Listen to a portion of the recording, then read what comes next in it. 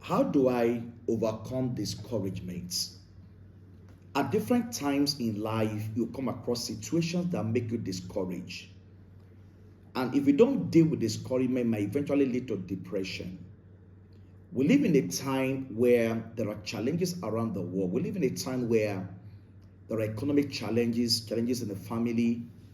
And so, one thing is sure, you come across such situations, but you can also learn how to overcome discouragement. That's my message to you today, that you can actually overcome every discouragement that comes your way. These things are not new. There's nothing new under the sun. That's what the Bible tells us. The Bible says there's no challenge that has taken you, but such as is common to man. It says in that same challenge, God is faithful, who will not allow you to be tempted more than you are able to bear. But in that same challenge, it will make a way of escape. And so, if you are discouraged today, there's a way of escape to you. And that's what I've come to share with you today on how you can overcome discouragement. This man in the Bible called Job, he was a great man. He was a man that was wealthy. He was a man that had a great family. He had a great business. Everything was doing well for him. The Bible says he was a man that feared God. But all of a sudden, he lost everything. All of a sudden, he lost his children. He lost his property. He lost his business. And he became very sick. But in the midst of this challenge, in the midst of this discouragement, he said, Job 19:25, he said, for I know that my Redeemer liveth. I know my Redeemer liveth, and that he shall stand at the latter day upon the earth. Everything broke loose on the life of Job. He lost everything. And of course, naturally, he must have become so discouraged. But there was nobody that would have encouraged him around him. But he eventually encouraged himself. He said, I know my Redeemer is alive. I know my Redeemer is alive. And so when you get discouraged with life, you will give the devil an opportunity to make suggestions. That's what happens. Every time you are discouraged, it's a breeding ground for the devil to give you a man of suggestions. I mean, why do people commit suicide? Because along the line, they became discouraged with life. From discouragement, they became depressed. And before you know it, thought of suicide comes in. And before you know it, they take a substance. And many things like that happen to people. And so, when you are discouraged, you give the devil reasons to rejoice over you. Challenges are inevitable to life. It's actually a sign that you are still in the game of life. A man in the grave is not discouraged about anything. A man that is dead is not discouraged about anything. But when you are discouraged, it's an indication that you are still in the game of life. And so, in spite of all that Job went through, he did not give up on his confidence in the faithfulness of God. And that's where the journey begins from, in how to overcome discouragement. You must retain your confidence in the faithfulness of God. He lost his children. He lost his properties. He lost what was dear to him. He lost his head, but did not lose his confidence in the faithfulness of God. Now, understand this clearly. The basis of faith is your confidence in the faithfulness of God.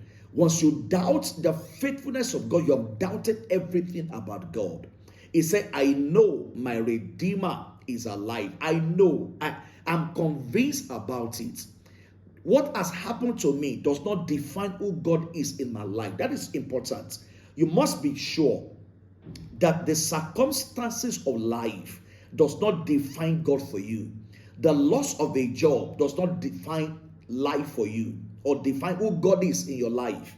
The loss of a spouse does not define who God is in your life. Don't use the circumstances of life to describe who God is. He said, I know my Redeemer is not dead. My Redeemer is alive. And so dealing with discouragement is fundamental in coming out of whatever challenge life brings our way. Discouragement will get us to sink deeper into the challenge. And of course, if you're going to be encouraged, if you're going to overcome discouragement, you must take the bull by the horn by yourself. You can't wait for others to encourage you. Yes, they might be there to encourage you. Thank God for them. What if they are not there? And so, Job had to encourage himself. Nobody was there to encourage him, but he had to encourage himself. No matter what you are going through, understand that God remains faithful. That is the trust of this message today. If you are going to overcome discouragement, you must say to it once and for all, God is faithful. In Hebrews 11, verse 11, the Bible says that by faith Sarah received strength to conceive when she was past age, because she judged God faithful. For everyone that was able to hold on in the day of discouragement, one thing was sure: all of them head on to the faithfulness of God. And so that's my message to you today, that God is faithful. God is ever faithful. He said, I'm the God, I change it not. And so it's a God we can count on. When all is gone, this God is alive. In the words of Job, he said, even if God should slay me, yet I will trust in him. And so God is faithful. This is how to overcome discouragement in your life. The understanding, the conviction that God is faithful over your life. And so, like Job, remind yourself over and over again, God is faithful. God is faithful. My Redeemer is alive. Say with me, whatever you are today, God has never failed before.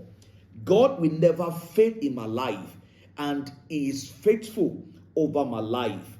David went through his own season of discouragement. When the story of David, he came back to his house one day, and his family were taken captive. His house was burnt down, and the men that were with him wanted to stone him despite his loss. The Bible says, and David encouraged himself. And so you must learn to encourage yourself. Let the river of God flow on your inside. Let the river of God flow on your inside. You must stay in touch with the Holy Spirit. The Holy Spirit is our comforter. The Holy Spirit is our strength now. The river of God. The Bible says there's a river. The streams whereof shall make glad the city of God. Psalm 46. And so there's a river. The Bible says, out of your belly shall flow rivers of living water. And so stay in touch with the Holy Spirit. Let his comforts well up in your spirit. Let the Holy Spirit encourage you. Where human words fail, the words of the Holy Spirit will never fail, and they will encourage you. I pray for you today that the Holy Spirit will be at work in you. In the midst of this challenge, you'll find encouragement. Where nobody is there for you, the courage of the Spirit will be at work in your spirit. Now, don't forget today, like this video, subscribe to the channel, and share with somebody, and their lives will never remain the same. I will see you in your destiny. God bless you.